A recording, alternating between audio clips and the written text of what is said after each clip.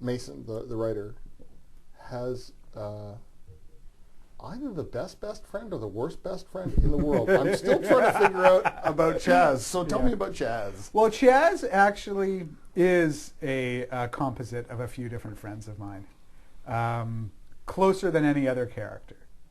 I don't know if I'm terrified by that idea or jealous. My friends are they're charismatic, big-hearted deadbeats, you know, and not all of them are on the up and up. And he's really a mix of about 3 or 4 close friends of mine, and hopefully he's, you know, a really likable drug dealer, you know. Which again is, I set myself certain challenges in this book, you know.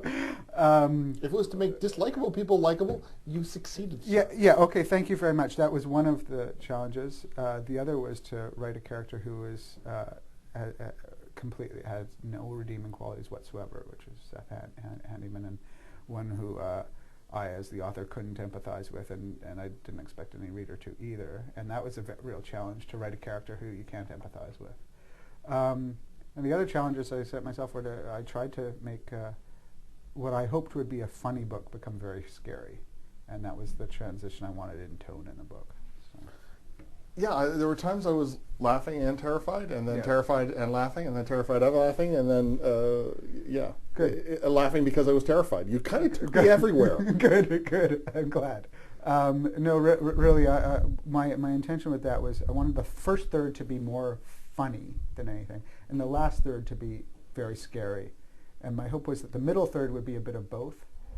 For the longest time, the middle third was neither, and that's where drafts 4, 5, and 6 came in. You know, the muddle in the middle, I think, is what the middle is of any book is hard to write. I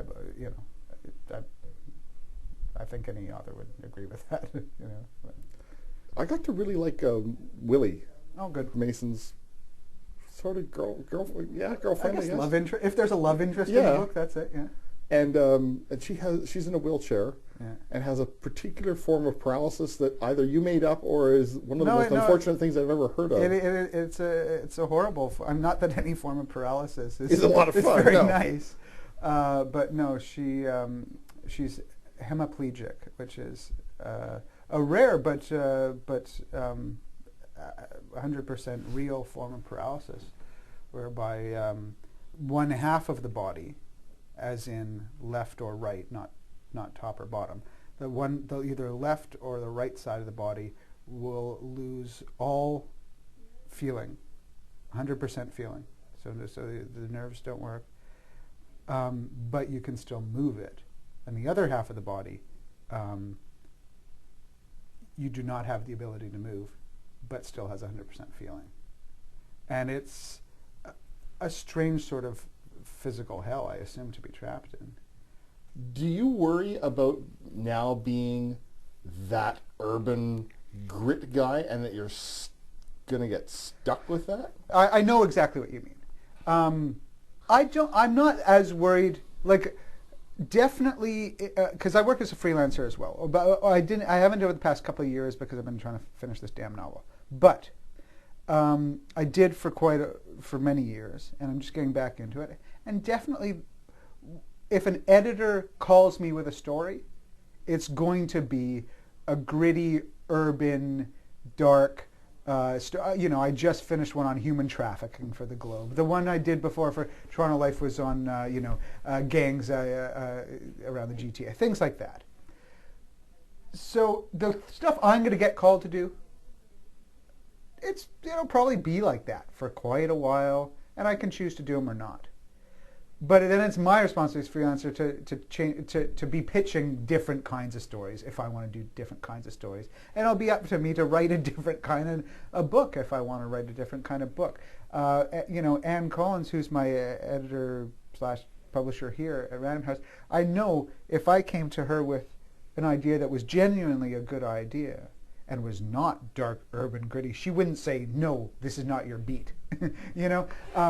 I'm quite sure of that, and my agent wouldn't make me feel bad about it or any of those things. I don't feel like I've trapped myself in a place where the people who help what I do be, I help it make it possible for me to do it, where they expect something very specific or particular from me. I know some writers write to live, and some of them live to write, and some of them it's only marginally better than dying. Yeah, I'd say that third one. Yeah? Yeah, it's a cross to bear. It's not... I mean, sometimes I don't know. I had to relearn how to write in writing this novel, because most of the things I did in order to fuel my writing were bad for me, as far as psychologically, physically, emotionally, spiritually bad for me, and I try to do them less now, and still be able to write. And we'll see how it goes. We'll see how it goes. But they also, all those bad things I do, inspire the writing. So it's a tricky thing.